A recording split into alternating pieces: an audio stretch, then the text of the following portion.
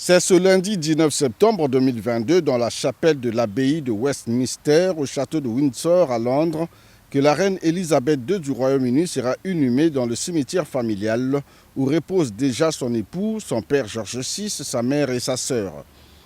Depuis l'annonce de son décès le 8 septembre dernier au château de Balmoral en Écosse, à l'âge de 96 ans, le peuple britannique reste mobilisé pour rendre un dernier hommage à la monarque qui a marqué l'histoire de la couronne après 70 ans de règne. Le président de la République du Congo, Denis Sassou Nguesso, est parmi les dirigeants du monde attendus dans la capitale anglaise à l'occasion de ces funérailles historiques. Une présence au sommet qui témoigne du soutien du peuple congolais au peuple du Royaume-Uni et à Sa Majesté le roi Charles III en cette circonstance douloureuse, telle que le chef de l'État Denis Sassou Nguesso l'a exprimé dans sa lettre de condoléances du 9 septembre 2022. Denis Sassou Nguesso répond ainsi à l'invitation de la Cour royale notifiée par note numéro 191/2022 du 10 septembre 2022. Rendre un hommage historique à la reine Elisabeth II est en effet un devoir de mémoire et de reconnaissance,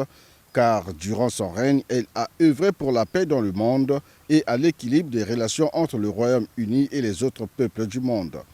C'est ainsi que dans la recherche de solutions de paix en Afrique australe, au temps fort de l'apartheid, la reine Elisabeth II avait ouvert les portes du palais de Buckingham en 1987 pour accueillir le président de la République du Congo, Denis Sassou Nguesso, alors président en exercice de l'OUA, Organisation de l'Unité africaine, l'actuelle Union africaine.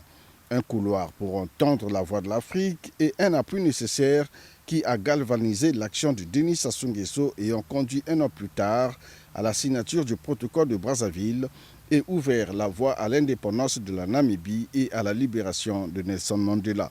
Notons que près de 500 chefs d'État et de gouvernement, des représentants des organisations internationales et des cours royales des différents pays du monde vont assister aux funérailles de la souveraine britannique Elisabeth II.